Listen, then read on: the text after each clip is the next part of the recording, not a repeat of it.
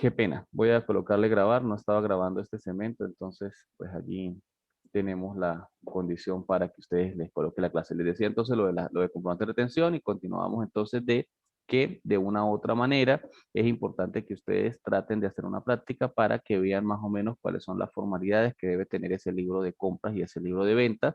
Ya con este video de la clase, pues pueden ustedes ver cuáles son las condiciones. Repito, lo primero es número o fecha de operación, la fecha de la factura, que como tal, la fecha del RIF de ese contribuyente, en este caso este es el RIF de Supermercado Barata, el primero es el RIF de Policlínica, el segundo es el RIF de Centro Clínico, el número de plantilla de exportación, si hubiera exportaciones, si no hay exportaciones, pues obviamente no se coloca, el número de factura, el tipo de talonario, el número de control. Si es una máquina fiscal, obviamente no va a haber número de control porque no se puede colocar allí número de control. Recuerde que las máquinas fiscales tienen el número de máquina fiscal, pero no un número de control.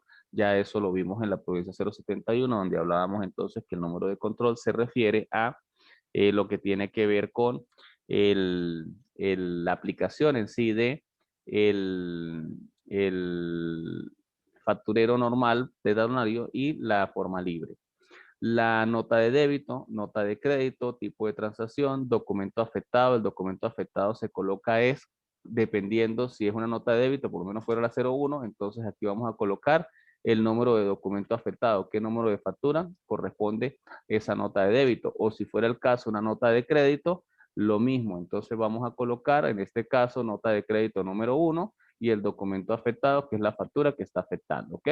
Eso es lo que refiere a documento afectado y nota de débito o nota de crédito.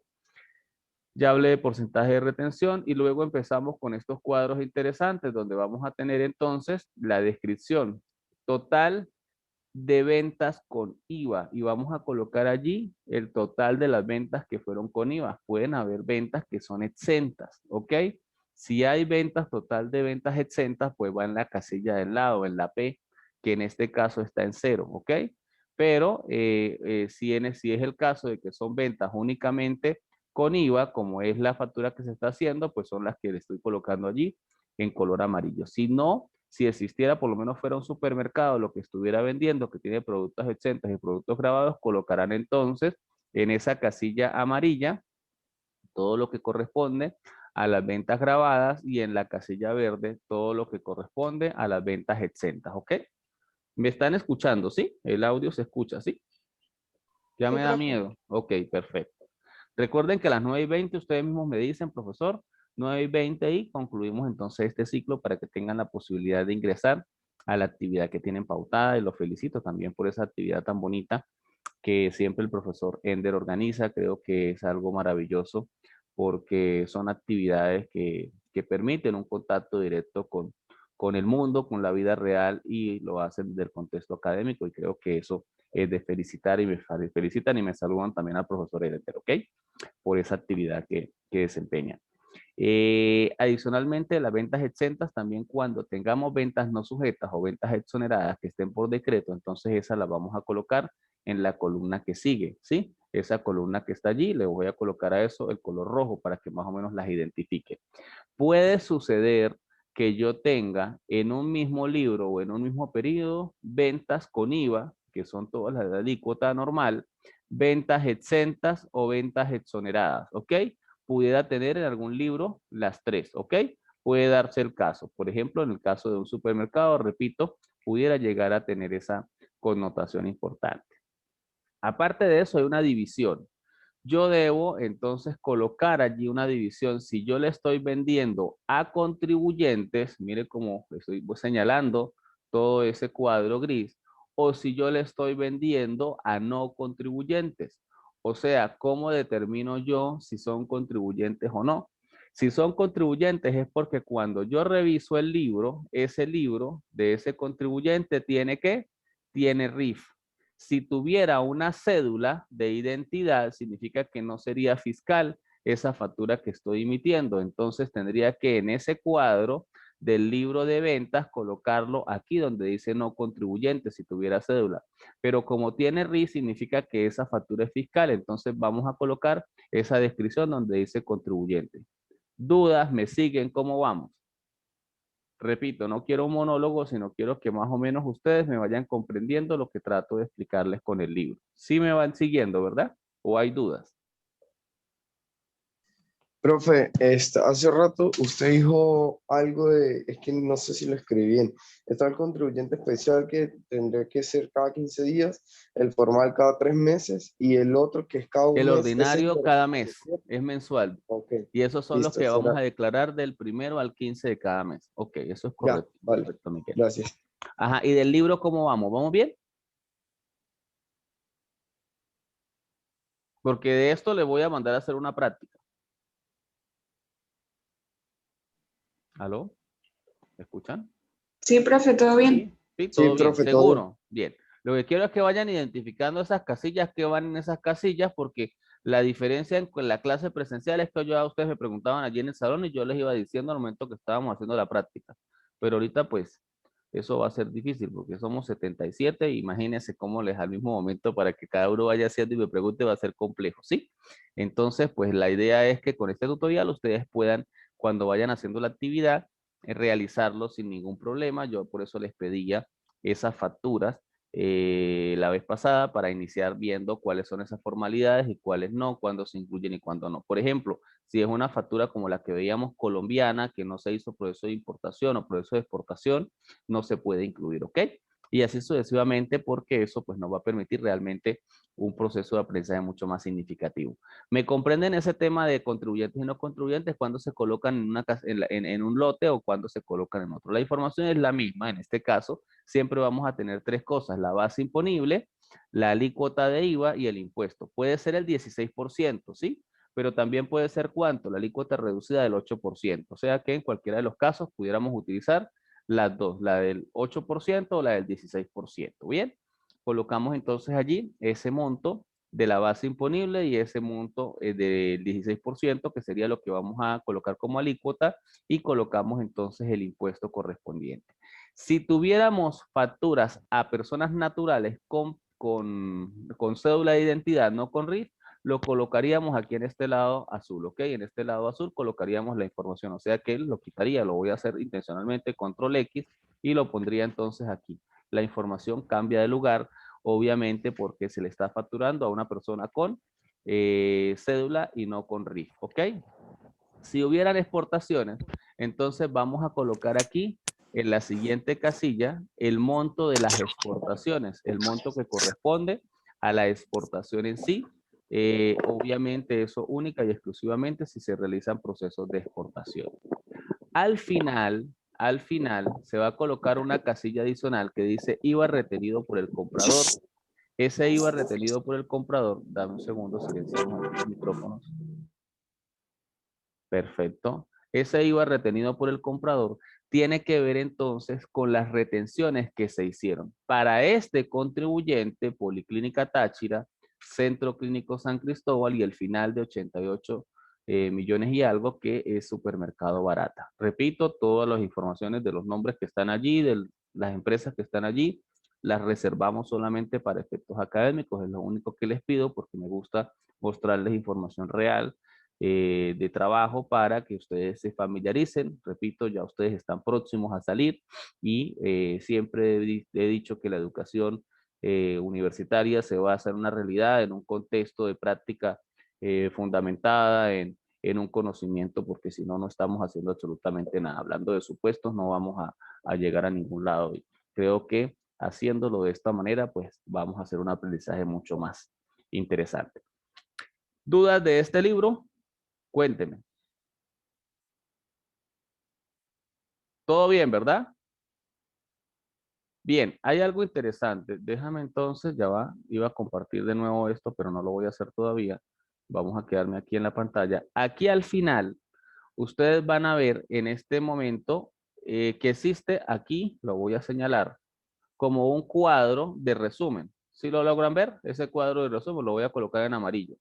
Dice resumen del periodo, base imponible, débito fiscal, y ahí van a colocar total de ventas internas no grabadas, en este caso es cero porque no hay, total de ventas de exportación no hay, van a colocar también allí el total de ventas afectadas en alícuota general, la del 16%, sí hay, colocan el monto total de esa base imponible y colocan el IVA que se generó. Si ustedes revisan, esos totales están aquí, la base imponible en la casilla gris y el monto de IVA que se generó en ese periodo. Es el mismo monto que aparece allí en lo que estoy señalando. Si existieran ventas internas con alícuota reducida, la del 8% que vimos al final, entonces la vamos a colocar luego de la alícuota general. Luego ventas afectadas por alícuota general más adicional, si existieran alícuotas adicionales, como por ejemplo la del impuesto suntuario. Y al final vamos a tener el IVA retenido por el comprador, la persona que realizó la compra. En este caso, quienes le realizaron compras a este contribuyente: Policlínica Táchira, Centro Clínico San Cristóbal y Supermercado Barata. Y al final el ajuste de débito o créditos fiscales de periodos anteriores, si hubiera lugar. ¿Cuándo se hacen ajustes? Ya les dije, cuando hay algún error, pero no se puede hacer declaración sustitutiva porque no sale a pagar. Entonces, como no sale a pagar, te hacemos esa declaración, pero la hacemos con ajuste de créditos fiscales anteriores. Y ahora sí vamos a regresar entonces a la pantalla de la conferencia que les estaba colocando sobre el tema de IVA. Aquí entonces en este momento regresamos a la pantalla. Ahora, ¿ven la pantalla de la declaración del portal de CENIAT? Pregunto. Sí se ve, profe. Ok, Sí, perfecto. profe. Ok, magnífico. Entonces, en esta declaración que está allí, ¿qué vamos a colocar? Vamos a colocar lo mismo que acabamos de ver en el resumen del libro de ventas, ¿sí? Porque esa es la información que vamos a colocar acá. Lo primero que vemos allí, entonces dice, periodo de imposición. Por favor, siempre revisen. En este caso, yo debería de tener el periodo de imposición, ¿cuál? Si estaba revisando el libro de ventas del mes de enero, pues sería el periodo de imposición 01, no 02 como aparece aquí, ¿ok? Eso en ese caso. Y obviamente el periodo acá del año, que sería el año 2021, ¿sí? Obviamente, pues estamos tratando de demostrar la información, pero yo verifico que sea ese el periodo, porque si yo me equivoco, voy a colocar aquí en el portal del CENIAT una cantidad de cifras de un periodo distinto al que yo quiero declarar. Entonces yo siempre tengo que tomar esa precaución. El cuadro de diálogo me dice, ventas internas no grabadas. ¿A qué se refiere con las ventas internas no grabadas? A todas las ventas que sean exentas o que sean exoneradas. Todas las ventas que sean exentas o exoneradas, entonces vamos a colocarlas allí en esa casilla número 40. Si ese contribuyente tiene ventas de exportación, sí, que también estaban graficadas en ese resumen final que leímos, entonces la vamos a colocar en la casilla 41. Ahí vamos a colocar las ventas de exportación. Si nosotros tenemos ventas internas grabadas por alícuota general, la alícuota general es la del 16%, esa la vamos a colocar en la casilla 42. Al darle clic en la casilla 42, agregamos la información y automáticamente me va a salir en la casilla 43 el débito fiscal, el monto que corresponde por ese 16%. ¿Cuál es la ventaja? Que como es un sistema, pues él mismo lo calcula y usted lo que hace es compararlo con el libro de ventas para ver si no se equivocó en alguna sumatoria. Pero si ese libro también lo hicieron a través de un sistema o a través de Excel, difícilmente se pueden equivocar en la sumatoria. El siguiente punto, que es el 4, me habla de ventas internas grabadas por alícuota general más alícuota adicional. Si hubiera entonces el caso de aplicación de impuesto suntuario, lo vamos a colocar en esa casilla 442 y automáticamente entonces en el débito fiscal se va a colocar ese monto. Recordemos ese cuento de los impuestos suntuarios, ¿no? Que son las aeronaves civiles, los buques, las máquinas de juegos, las joyas, las armas de fuego, los accesorios para vehículos, las obras de arte, las prendas de vestir que pasen más de $10,000. ¿Sí se acuerdan de todo eso? El caviar, los animales con fines recreativos, bueno, toda esa información que va allí de forma de aplicar ese tributo correspondiente. Luego tenemos ventas, el punto 5, ventas internas grabadas por alícuota reducida. En este caso, las de alícuota reducida son todas aquellas que tienen que ver con el 8%. Tienen que ver más que todo con la materia agraria. Fue parte de lo último que nosotros revisamos en ese artículo 64 de la ley del IVA. Continuamos entonces con el punto 6, donde habla de total de venta de débitos fiscales para efectos de determinación. y automáticamente allí tenemos la posibilidad en la casilla 7 de hacer ajustes. Si yo tuve un error en la declaración anterior de IVA y metí algo mal, yo puedo entonces ajustarlo en esa casilla número 7 de forma manual. ¿Para qué? Para que se haga ese ajuste de créditos y débitos fiscales correspondientes, ¿ok? Y adicionalmente, entonces, si yo también tuviera certificados emitidos por la Administración Tributaria de exoneración o recibos de exoneración, entonces también los podría incluir en esa casilla número 80. Al final, el sistema solito me va a totalizar de una u otra manera ese contexto de lo que se generaría allí como débito fiscal. Ojo, allí vamos entonces a revisar todo eso que de una u otra manera contiene ese débito fiscal. Vamos entonces a hacer lo siguiente. Vamos a hacer de cuenta que ustedes iban a colocar en la casilla 42, ¿sí? Un ingreso de una venta que se haya generado. Ventas de internas desgravadas por alícuotas generales. Si usted le da clic a esa casilla 42, le va a aparecer esa pantalla que está allí.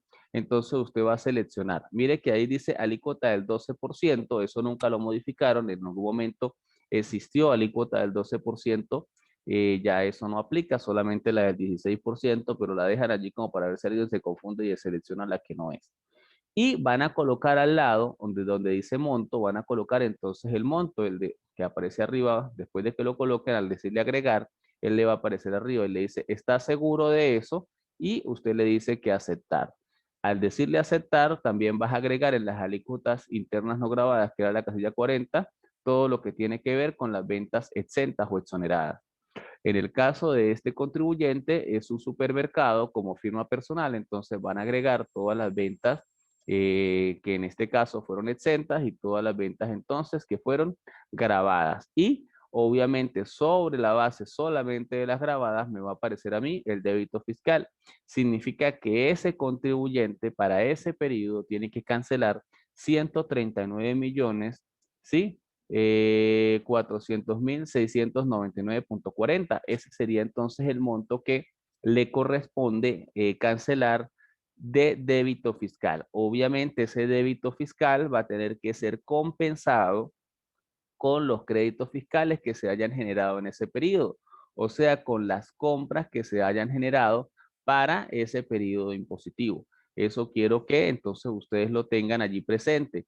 No necesariamente porque yo tenga que facturar tanto de dinero, tengo que pagar ese mismo débito fiscal. Eso va a ser compensado con los créditos fiscales. ¿Con cuáles créditos fiscales? Los que sí sean deducibles, teniendo claro todo lo que vimos en la ley del IVA, donde hablábamos que tenía vencimiento esos créditos fiscales hasta 12 meses, o sea que solamente eran aprovechables hasta 12 meses y que tendríamos algunas cosas que no eran deducibles, como por ejemplo los gastos de alimentos, bebidas, ¿sí? Recuerdan toda esa información que está allí. Entonces debemos tener clara esa ley del IVA, por eso teníamos que revisarla primero para saber de una u otra manera a qué se le aplica o no se le aplica ese tema favorable de crédito fiscal. Ahora, si estamos hablando de que era una empresa, por ejemplo, que era un restaurante, pues obviamente allí sí aplicaría eso. Cuénteme, Valentina.